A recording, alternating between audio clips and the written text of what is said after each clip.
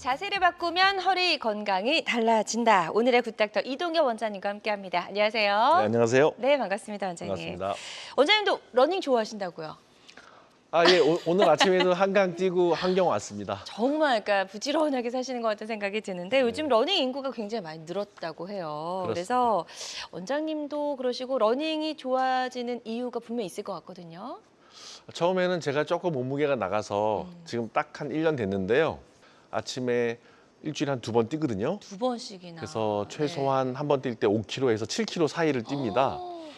한 2, 3개월 하다 보니까 훈련이 돼서 네. 10km 대회도 몇 번 나가봤어요. 진짜요. 그러니까 제 스스로가 놀랍고 너무 좋고 다시 집이 나갔던 힙 근육도 돌아오고 어머나. 그리고 이제 좀 활력도 나고 그래서 달리기 정말 좋은데 잘 달리셔야 되는데 오늘 방송 보시면 네. 좋은 팁을 얻을 수 있을 것 같습니다. 그래요. 원장님 얼굴에서 활력이 좀 느껴지는 것 같아요. 네, 네, 감사합니다. 좋습니다. 자, 그래서 이제 허리가 아프신 분들도 사실 운동하고 싶은데 좀 망설이게 되는 분들이 계시다면 오늘 방송 보시면서 건강하게 또 운동할 수 있는 방법도 좀 찾아보시면 좋을 것 같고요. 허리가 아플 때 꼭 따라오는 친구들이 있죠. 네. 그렇습니다. 사실 허리만 아픈 것이 아니라 이제 뭐 허리만 아프신 분들은 대개는 지나가는데 그 친구들이 좀 쫓아오는 증상들이 있어요. 네. 그래서 다리 저림이죠.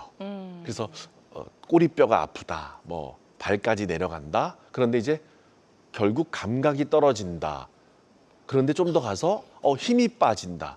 이런 친구들이 즉 이런 증상들이 막 쫓아오거든요. 점점 안 좋아지는 거죠? 그렇습니다. 그래서 네. 단순하게 허리가 잠깐 삐이는 것들은 문제가 안 되는데 이제 이것이 스물스물 엉치라든지 다리 쪽으로 방사통이 생기고 발바닥이나 발끝까지 내려가면서 오금이라든지 무릎 뒤 또는 회음부 감각 저하, 운동신경 마비가 오게 되는데 발목이 들어지지가 않고 다리가 쩔뚝거리고 술 취한 듯 흔들거리게 되면 이 허리 통증 없이도 다리에서만 증상이 나는 경우랑 감별을 해서 내 증상이 허리에서 오는 건지 또는 다리 자체의 문제인지 감별을 반드시 하셔야 되는 겁니다. 네. 지금 이제 다리에만 증상이 나타날 수 있다. 사실 허리 쪽에서 문제임에도 불구하고 허리는 괜찮은데 다리에만 증상이 나타날 수도 있다라고 하셨거든요. 구체적으로 다리에만 나타나는 증상들, 불편함들 어떤 것들이 있을까요? 예, 사실 그래서 저한테 오시는 분 중에서 이제 좀 여러 군데서 헤매다 오시는 분들이 이런 겁니다. 이렇게 네. 말씀하세요. 선생님 처음에는 허리가 잠깐 아팠지만 그때부터는 엉덩이나 다리가 쥐가 나고 저리고 시리고 그래서 혈관병인 줄 알고 또는 뭐 혈액순환 장애 또는 뭐 하지 정맥류인 줄 알고 다른 병인 줄 알고 왔어요. 돌아 왔어요. 그런데 알고 봤더니 결국 허리 협착증이나 디스크였어라고 하는 분들이 정말 많습니다. 네. 허리 통증이 처음엔 있지만 이제 사라지고 엉덩이 아래쪽으로만 증상이 있는 분들이 굉장히 많아요. 그래서 사진을 제가 보시면 네. 자, 터질 듯하다라는 표현도 하시고요. 엉덩이 아래쪽으로 또는 쥐가 난다, 쑤신다, 차갑다, 저리다. 특히 이제 좀 뭔가 어리어리하다, 찌릿하다. 아까 굉장히 한국 용어가 다양하죠. 그래서 다양한 표현이. 저런 네. 식의 증상으로 오는데 어떨 때는 감각이 좀 없고 그냥 무다리 같다, 고무다리 같다 이런 느낌도 호소를 하시거든요. 따라서 저런 증상이 있을 때는 혹시 저런 증상의 원인이 신경인성, 즉 허리나 허리 디스크라든지 협착증 증상으로 인한 신경인성 증상이 아닌지 파악을 하셔야 됩니다. 네. 그래서 허리로 인해서도 이렇게 다리 쪽에만도 증상이 나타날 수 있다는 점을 꼭 유념을 해 주셨으면 좋겠고요. 이게 병의 원인을 잘 찾아야 되는데 그렇지 못해서 좀 이 병원 저 병원 헤매다가 고생하신 분들도 많다라고 얘기를 해 주셨고 이 다리 쪽에 증상을 나타내는 이유가 사실 이제 신경이 좀 눌려서라고 말씀하시잖아요. 왜 이렇게 신경이 눌리는지 그 이유도 좀 알아야 될 것 같아요. 예, 사실 우리 머리를 받치고 있는 이제 척추는 목 경추가 7개, 흉추가 12개, 요추가 5개, 천추, 꼬리뼈 해가지고 이해하기 쉽게 33층 타워거든요. 네. 그러니까 빌딩이에요. 타워인데 그 타워가 아주 중요한데 우리 몸의 기둥 역할도 하지만 왜 타워가 중요하냐면 그 사이사이를 지나가는 구조물들 중에서 뇌에서 내려오는 신경 다발들이 온 몸으로 내려가는 통로예요. 그래서 신경을 보호해야 되는데 척추를 많이 사용하고 디스크가 저렇게 밀려 나오기 시작하면 협착증이 생기게 되는데 네. 자, 왼쪽 그림 보시면 정상 디스크는 저렇게 뼈와 뼈 사이에 있고 신경을 누르지 않고 신경을 오히려 보호하는 구조물입니다. 저런 신경을 보호하는 중요한 척추 구조물들이 이제 퇴행이 오면서 디스크가 좁아지고 터진다든지 또는 주변 관절의 에워쌈을 통해서 목 졸라진다든지 그렇기 때문에 수액이 탈출되고 주변의 관절이 비유가 되고 인대가 밀려 들어가면서 협착이 오는 거죠. 따라서 대개는 퇴행성 병변으로 가는데 저런 퇴행성 병변이 노인층에서만 호발하는 것이 아니라 이제는 정말 빠른 10대, 20대부터 현대인들은 노출이 되는 겁니다. 그래서 조기의 협착증이라든지 디스크가 발생하기 때문에 저런 구조적 문제 때문에 신경 압박 증상이 생기는 거고 따라서 허리 요통도 있지만 다리 쪽으로 방사되는 신경마비라든지 운동성 마비가 생기는 겁니다. 네.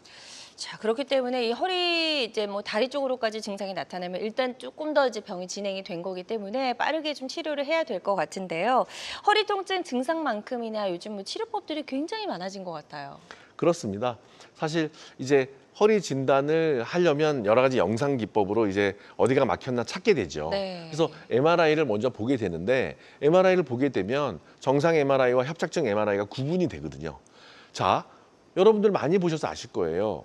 정상 MRI는 왼쪽에 보세요. 1, 2, 3, 4, 5 허리뼈가 5개인데 이 뼈와 뼈 사이에 하얀색 디스크가 화이트 시그널로 정상으로 보입니다. 그 바로 옆에 물이 하얗게 쭉 잘 내려오는 것이 신경줄기 MRI예요. 반면 오른쪽 그림 보면 협착증이 오게 되면 자 네. 보세요. 노란 원 안에 4번, 5번의 디스크가 검게 변하면서 신경이 압박돼서 신경 물길이 내려오다가 딱 끊어져 있는 소견이 보이죠. 네. 저런 것들이 막힌 신경줄기를 보여주는 협착증 MRI입니다. 저렇게 진단을 먼저 하게 되고 저 진단이 돼서 신경이 막혔으면 저거를 열어주면 되는 게 치료죠. 그렇죠. 그래서 열어주는 방법이 여러 가지가 있었는데 전통적으로는 주사 치료나 뭐 재활 치료 하다가 안 되면 주변 조직을 손상시키면서 열어서 들어가서 수술을 한 거죠.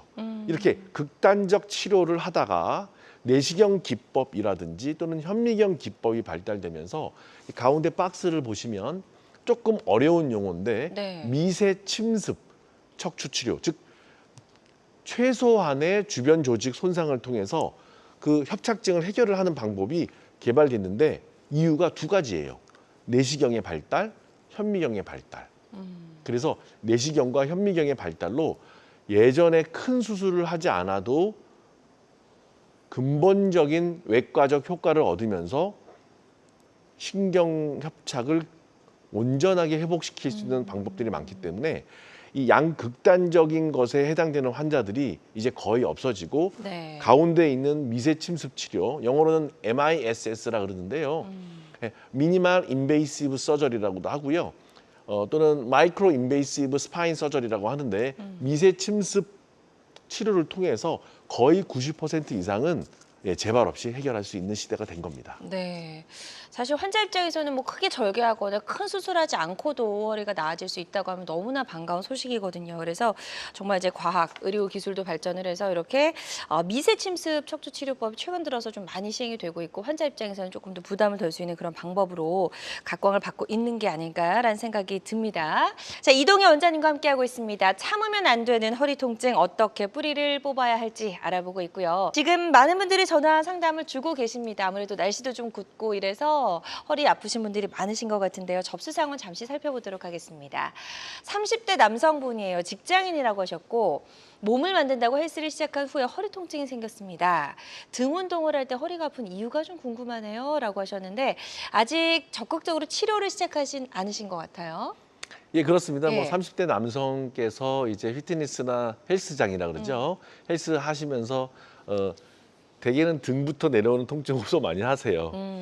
그러면서 이제 허리 쪽으로 내려가는데 대개 이런 경우는 심한 디스크나 협착으로 보지는 않습니다. 네. 물론 이제 검사를 해봐야겠지만 이분께서 젊은 연령층이시고 엉덩이나 다리 쪽으로 방사되는 통증이 없고 특히 등 쪽에서부터 내려오면서 허리 쪽으로 좀 등 운동했다 그러면 조금 근력 운동을 너무 과하게 한 면이 있으실 것 같은 생각이 듭니다. 여러분들 그 헬스장에서 운동하실 때 4가지를 기억하셔야 돼요. 자, 이분 잘 들으세요. 운동은 4가지를 골고루 해야 됩니다. 음식을 골고루 밥 밥만 먹지 않듯이 반찬도 골고루 먹잖아요. 네. 그런 것처럼 네 가지를 골고루 해야 되는데 1번은 유산소고요. 유산소. 2번은 근력이고요. 네. 3번은 잘 모르는데 밸런스 운동이고 밸런스. 4번이 지구력입니다. 오. 네 가지를 꼭 해야 되는데 이분은 예를 들어서 뭐 바벨이라든지 뭐 무게 운동을 근력 운동만 주로 상체 위주로 등 운동을 심하게 했다면 아. 뭔가 밸런스 깨진 운동을 한 거예요. 그러니까 유산소도 좀 하시고 근력 운동 좋습니다. 하지만 등만 잡으면 안 되고 앞뒤의 좌우 밸런스 또는 그렇죠. 옆 좌우 밸런스 힘을 주는 어떤 패턴이 한쪽으로만 쏠리게 뭔가 했던 거예요. 그러니까 등에 하중이 들어가고 그 근막이 뒤에 있는 여러 가지 큰 광배근이라든지 근막을 전달되면서 허리 쪽으로 내려올 수 있기 때문에 뭔가 운동에 조금 문제가 있는 거죠. 그래서 주변 친구라든지 또는 뭐 트레이너 이런 분들한테 코치를 약간 받아서 그 환자분의 등 운동 패턴이 분명히 허리에 하중을 주는 걸로 저는 예측이 됩니다. 네, 네. 안 봐도 비디오예요. 막 몸을 만들고 싶은데 그렇죠. 허리를 막 이렇게 너무 젊으시니까. 과도해서 네. 이렇게 당기면 당연히 허리에 후관절에 아, 무리가 들어가요. 그렇군요. 그러니까 등 운동을 할 때요 이렇게 하지 않습니까? 뒤로 제끼잖아요. 뒤로 제끼면 뒤쪽에 있는 후관절에 영향을 줘요. 그러니까 좀 뉴트럴 앞쪽도 뒤쪽도 쏠리지 않게 네. 밸런스 잡는 운동 네 가지 꼭 기억하세요. 유산소, 근력, 밸런스, 지구력 네. 네 개를 고민하면서 운동하셔야 됩니다. 그래요. 그래서 전문가가 있는 이유가 따로 있어요. 저희 트레이너들의 도움을 좀 받으셔야 될 것 같고요. 본인이 운동하실 때 어떤 자세라든지 네네. 그런 균형적으로 운동을 골고루 잘 하고 있는지를 한번 점검을 꼭 하셔야 될 것 같다라고 말씀하셨으니까요. 이 부분 참고하셔서 잘 좀 치료를 받으셨으면 좋겠습니다. 다음 또 문자로 사연이 접수가 되어 있어서 바로 또 만나보도록 하겠습니다. 70대 아버님이 전화를 주셨어요. 척추관 협착증으로 오래 걸을 수가 없고 외출도 힘듭니다. 나이 때문에 수술은 좀 망설여지네요 라고 전화를 주셨는데 외출이 좀 힘들어지시면 이제 진짜 힘드실 것 같아요. 그래도 좀 많이 움직이셔야지 이게 또 몸도 마음도 건강해지시거든요. 맞습니다. 사실 70대면 지금 현대 의학이 발달되어 있는 상태에서 네. 예를 들어 70대 뭐 중반이시다. 그런데 외출이 안 된다. 그러면 문제가 있는 겁니다. 그래서 어르신 척추 협착증이 뭐 아마 허리시겠죠. 대개는 허리가 많지만 혹시 그 경추부라든지 흉추부에 협착이 있는지도 찾아야 됩니다. 그리고 지금 외출이 힘드시다는 얘기는 결국 보행이 힘드시다는 얘기일 그쵸. 거예요. 그래서 뭐 앉아서야 뭐 생활을 하시겠지만 이제 외출하시게 되면 뭐 몇백 미터 최소한은 걸어야 되고 뭐 하다못해 1, 2km는 걸으셔야 되는데 그 걸음이 안 되는 거죠. 그러니까 이 환자를 걷게 해야 돼요. 이 환자를 걷게 하는 게 지금 보면 치료예요. 그런데 어르신 70대 중반이면 뭐 나이 때문에 큰 수술을 하는 거는 망설여지지만 사실 정확히 진단해서 막힌 데를 포인트를 정해서 정말 전혀 열지 않고 하는 시술도 도움이 되겠지만 미니멀 인베이시브 그러니까 미세 침습으로 전혀 전신마취 안 하고 살짝 내시경이나 현미경으로도 그 협착증을 충분히 개선할 수 있는 방법들이 많기 때문에 네. 제가 환자를 직접 뵙지도 못했고 면담 못하지만 먼저 진단하셔야 돼요. 그래서 진단을 하셔서 목이나 등 허리에 막힌 게 없는지 어느 마디에 막혀 있는지 어떤 양상으로 막혀 있는지 척추 타워의 문제가 어떤 층에 어떻게 있는지 동쪽에 있는지 서쪽에 있는지 알아야지 불을 끄잖아요. 그렇죠.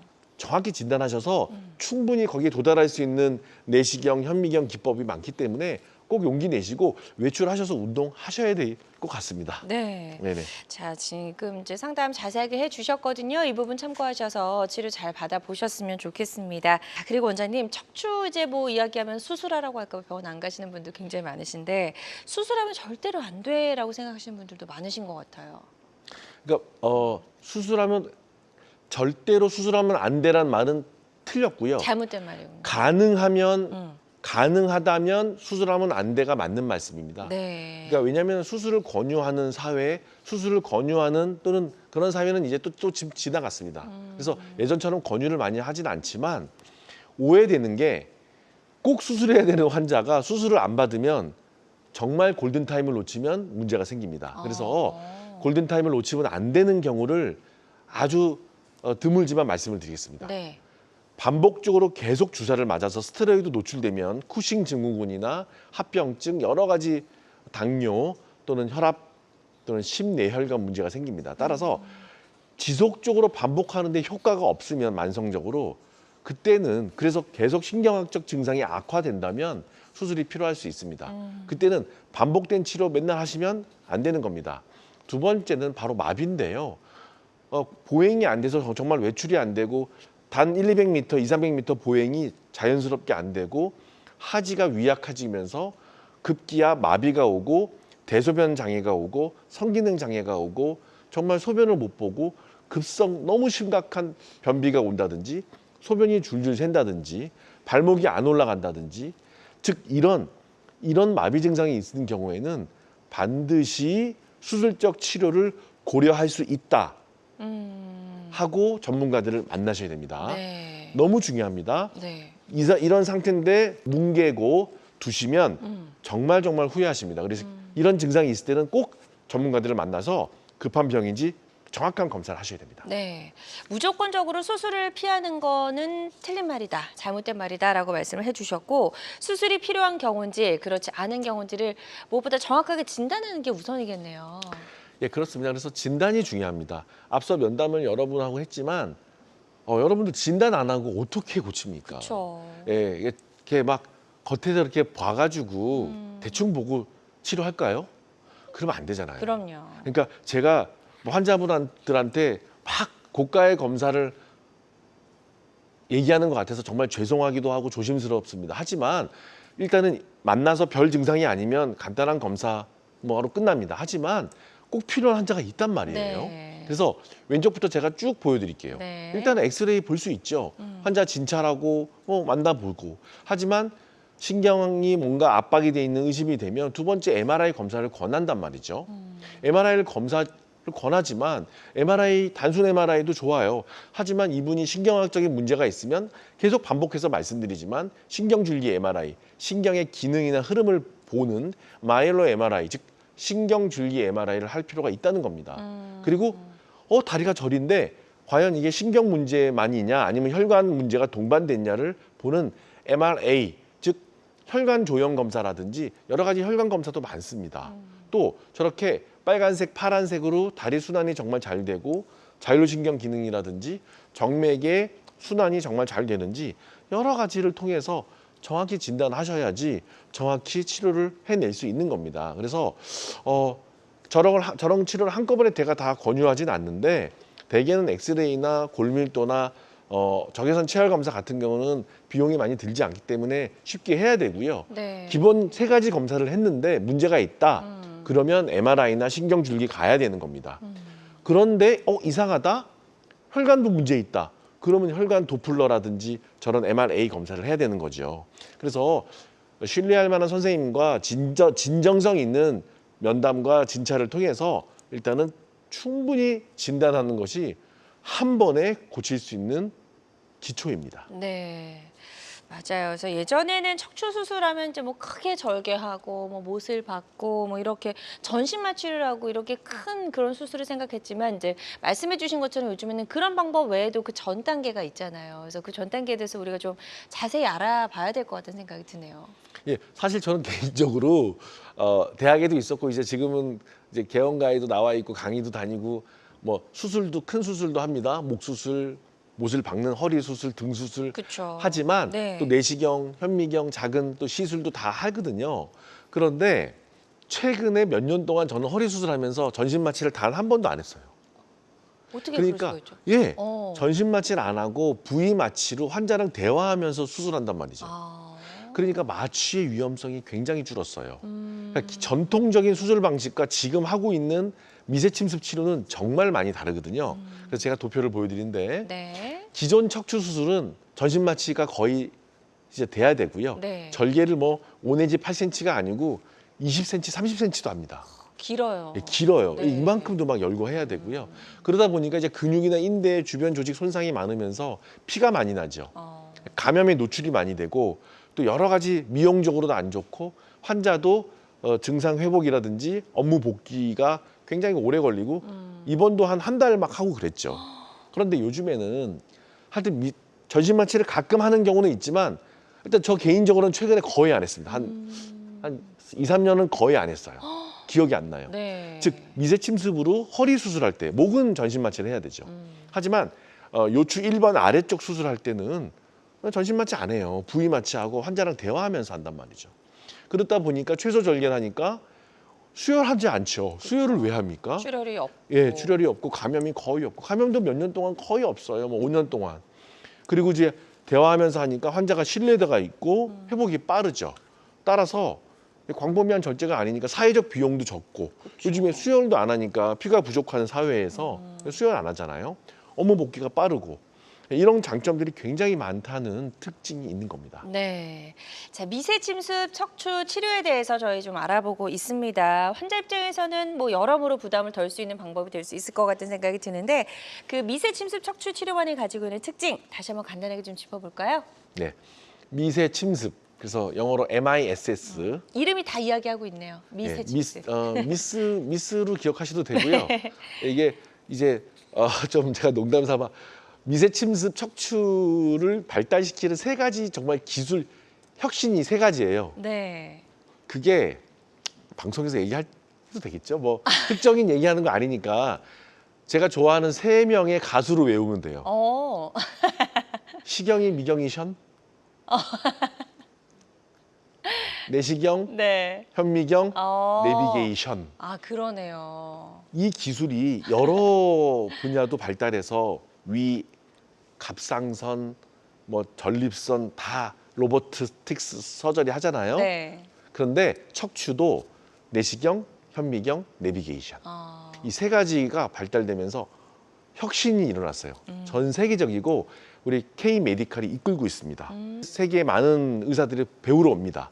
급기야 뭐 선진국에서도 배우러 오는데 그 특징은 일단은 마취, 전신 마취 안 한다는 겁니다. 그쵸. 그 다음에 절개가 최소화라는 거고요. 그러니까 수혈이나 감염의 위험성이 없고 업무 복귀가 빠르고 고령 환자도 할 수 있고 예를 들어서 뭐 하다못해 투석하시고 당뇨, 혈압, 스텐트 하셔가지고 피 묽게 해주는 약을 드시는 분들 이런 분들이 병변을 이게 내시경, 현미경을 돌아보면서 20배, 30배 확대해서 보니까 진단도 되지만 수술하고 재발을 거의 안 하는 이런 혁신이 2010년 넘어서 한국에서 이제 많은 의사들한테 가르쳐 줄 수 있는 수준까지 올라와 있습니다. 실제로 그렇군요. 논문도 굉장히 많이 나옵니다. 그래서 내시경, 현미경, 내비게이션 이 세 가지를 통해서 미세 침습 치료의 특징을 자랑스럽게 말씀을 드리고 있습니다. 네, 흉터 크기도 한번 사진으로 간단하게 짧게 짚고 넘어갈게요. 크지 않을 것 같거든요. 네, 제가 직접 다 촬영한 사진입니다. 네. 여러분 뭐 보이시나요? 예, 양방향 내시경 자리 왼쪽 두 개 보이시죠? 뭐 약간 이렇게 살짝 1cm 미만으로 이제 절개를 하죠. 네. 그다음에 단방향도 보시면 네, 뭐가 이렇게 목이 좀 크게 물린 자국 같죠? 그러네요. 미세현미경 볼까요? 1.5에서 2.5cm 사이 흉터. 그래서 우리가 옛날처럼 수쳐 꼬매지 않기 때문에 테이프를 그러네요. 붙여버리기 때문에 아. 저 흉터도 1, 2년 있으면 다 잘 안 보입니다. 그러니까 흉터가 남지 않으니까 뭐 굉장히 좋아하시죠. 네. 자, 그럼 지금부터는요, 비교적 예후가 좋았던 치료 사례들 좀 빠르게 만나보도록 하겠습니다. 자, 첫 번째 사례부터 좀 만나볼게요. 어떤 경우에 미세 침습, 척추 치료가 효과적이었는지 좀 설명을 들어볼까요? 예, 일단은 현미경으로 가겠습니다. 현미경인데 이제 현미경과 내시경의 차이도 있는데 좀 많은 얘기를 해야 되기 때문에 그건 이제 뒤로 미루고 현미경 치료하신 77세 여성인데 네. 농사 지으셨고요. 오랜 동안 아프셨고 100m 이상 보행이 안 되시고 여러 가지 침 주사 치료하셨는데 네. 효과 없습니다. 그래서 이제 결국 MRI 찍고 주사도 맞고 저한테까지 오셨는데요. 여러분들 보시면 이 MRI 다 볼 줄 아시죠? 요 노란색 원 안에 아유, 신경이 내려오다가 완전히 막혀 있습니다. 그러네요. 이 정도 되면 전신 마취 안 하지만 제가 말씀드렸고 사방에서 완전히 에워싸는 너무 극심한 협착이기 때문에 예, 자 보세요. 현미경으로 전신 마취 안 하고 한 30분이면 해결하거든요. 절개 2cm 하고 네. 그래서 이렇게 막혀 있는 협착이 어떠세요? 이렇게 MRI가 좋아져야 돼요. 예, 뻥 뚫렸죠. 그러네요. 그래서 걷는 게 해결되는 거죠. 그러니까 이런 수술을 처음부터 하시라는 건 아닌데 하다가 안 되면 원인 찾아서 뚫어야 되는 거죠. 그래서 자 단면도 다시 봅니다. 완전히 막혔죠. 네. 여기서 여기 잘 보세요. 시청자 여러분, 요거 완전히 신경이 열리지 않았습니까? 사방에서 에워싸는 협착이 이렇게 후궁으로 들어가 있는 현미경으로 해결이 됐던 케이스입니다. 네, 치료 전과 후의 모습 잘 비교해 봤습니다. 또 다음 사례 만나볼게요. 53세 여성분이시고 이분은 이제 협착증이라기보다는 이제 디스크 환자죠. 53세 주부시고 좀 무리하시고 막 명절에 쪼그려 앉아 계시다가 좀 무리가 돼서 팍 터졌어요. 네. 그래서 MR 보시면 이렇게 포도송이처럼 노랗게 뒤로 터져 나와서 신경 하얗게 내려오다가 좀 막혀 있죠. 그러네요. 그래서 5번과 천추 1번의 디스크 협착과 디스크 협착인데 주로 디스크 파열이죠. 협착이 어느 정도는 있었고요. 이런 상태에서는 자 보세요. 수술 전 MRI 다시 보여드립니다. 네. 이렇게 터진 게 단면도 보면 이렇게 보이죠. 까맣게. 보이시죠? 이렇게 보인단 말이죠. 아주 하얗게 보여야 되는데 맞습니다. 그죠? 예. 까맣게 보이는 것이 자 전후 비교를 해드릴게요. 네. 현미경으로 이렇게 네. 한 게 어떠세요? 없어졌죠. 없어졌네요. 저렇게 현미경으로 끄집어내는 겁니다. 디스크 터진 것을 감압을 하고 현미경으로 제거를 해서 완쾌가 치료가 잘 됐던 케이스입니다. 네, 좋습니다. 미세현미경 감압술 치료 사례 만나봤고요. 자, 이번에 만나볼 환자분은 허리 디스크 환자신데 이분은 어떻게 치료가 됐을까요? 이분은 그 제가 아마 증권 쪽에 하여튼 오래 하여튼 종일 앉아 계시는 좀 뚱뚱하신 45세 좀 젊으시죠. 못 견디세요. 네. 그래서 5년 전부터 뭐 도수 치료 이것저것 신경 성형도 이분도 하셨고 뭐 시술 다 하셨는데 참기가 힘드십니다. 보면 이게 노란색 원 안에 디스크도 나와 있지만 협착이 동반돼 있는 경우죠. 이 정도 되면 환자가 이제 운동도 안 되고 앉아 있을 때는 문제가 없는데 보행이 안 되는 거죠. 그래서 45세 남성 수술 요즘에 잘 안 하죠. 안 합니다. 그쵸. 하지만 이 환자는 수술이긴 수술이지만 피부 절개는 2cm 했지만 예, 환자가 생활이 안 되니까 현미경 감압술을 통해서 전신 마취 안 하고 어떠세요? 좀 다르죠. 그러네요. 예. 이게 MRI가 달라져야 됩니다. 길이 뻥 뚫린 예, 모습을 뚫렸죠. 확인할 그래서, 수가 있습니다. 확인했고 예. 살 많이 빼시고 지금 1년에 한 번씩 체크하고 계시는 환자입니다. 좋습니다. 미세현미경 감압술을 받고 예후가 좋아진 허리 디스크 환자분의 사례 소개해 주셨고요. 또 다음 사례 바로 만나보도록 하겠습니다. 61세 남성분이시고 운전하셨으면 허리가 좀 안 좋으셨겠네요. 그렇습니다. 예. 대형 트럭 운전하시다가 이제 진동이 되죠. 진동이 되다가 계속 무리가 되죠? 그러다가 이제 이분은 허리는 안 아프세요. 몸도 좋으신데 갑자기 디스크가 파열이 되면서 오셨고 저 좀 깊어요. 덩치도 크시니까 좀 깊은 지역에는 우리가 내시경으로 가거든요. 네. 내시경으로 이제 디스크 파열을 제가 보여드릴게요. 다음 영상은 이제 여기 좀 자 보세요. 파열된 디스크가 요 노란 점선 안에 보이세요, 시청자 네, 여러분? 많이 나와요. 예. 삼각형. 보이시죠? 삼각형 하나 여기요. 네. 여기죠. 네. 이것을 이렇게 내시경으로 풀어서 완전히 이제 신경이 보이죠. 이렇게 전후 내시경 전후 사진을 제가 보여드리는데요. 한번 내시경 사진 보여드릴게요. 이게 펑 터지면 이 화면은 내시경으로 본 사진입니다. 지금 저렇게 디스크에 압박된 신경 줄기가 보이고 돌출된 디스크는 빨갛게 보이죠. 이게 디스크예요. 원래 요것을- 없어야 되는 건데. 그렇습니다. 네. 이게 살색이 이제 신경이죠. 다시 이렇게 초록색으로 보였던 요게 신경이고 요게 디스크 덩어리예요. 이게 아까 MRI상에서 터져 나왔던 거죠. 네. 그것을 내시경으로 뽑아내니까 감압이 돼서 신경이 잘 풀렸던 네. 사례입니다. 그래서 예후가 좋았던 사례네요. 예. 이분이 전에는 이제 이게 적외선 체열 검사거든요. 전에 다리가 이렇게 파랗게 보였다가 지금 노랗게 완전히 회복이 잘 돼서 뭐 예전에 큰 수술도 하지 않고 내시경으로 디스크 터진 것을 뽑아냈던 네. 좋은 사례입니다. 자, 치료가 잘 됐는지 이렇게 확인하는 검사까지 해보면서 예후가 좋았던 그런 사례를 저희가 확인해 봤습니다. 자, 어느덧 또 마무리할 시간이 벌써 됐어요. 이동현 원장님과 함께 했고 다양한 척추 치료법 중에서도 저희가 이제 미세 현미경 그리고 척추 내시경 치료 알아봤거든요. 이런 치료를 앞둔 환자들이 반드시 알아야 할 주의사항이 있다면 어떤 게 있을까요? 이제 치료는 의사한테 맡기면 됩니다. 하지만 그 치료 이후의 관리가 중요한데요. 과도하게 몸을 쓰고 운동하시는 건 좋지 않습니다. 치료 이후에는 꼭 이제 안정하셔야 되고 당연히 수술보다는 비수술이 우선입니다. 수술을 꼭 필요한 경우에 아까 마비 상태를 제가 말씀드렸죠. 그때는 꼭 수술을 하셔야 됩니다. 네. 단 3%입니다. 그다음에 정밀 검사를 반드시 바탕으로 해서 신경이냐 혈관이냐 파악을 하셔야 되고요. 이제 고령 환자들, 만성 환자들이 많이 있기 때문에 여러분들 꼭 수술부터 비수술까지 하는 선생님을 만나길 권하고 그리고 두세 분 더 만나고 치료하시길 바랍니다. 굳이 저한테 안 해도 되고요. 한 분한테만 너무 이렇게 의견 들으면 안 돼요. 그래서 병원을 쇼핑하라는 뜻은 아니지만 그래도 두 분 이상은 얘기를 듣고 다학제적으로 여러 센터에서 재활까지 할 수 있는 병원에서 치료하시기를 권합니다. 네, 좋습니다.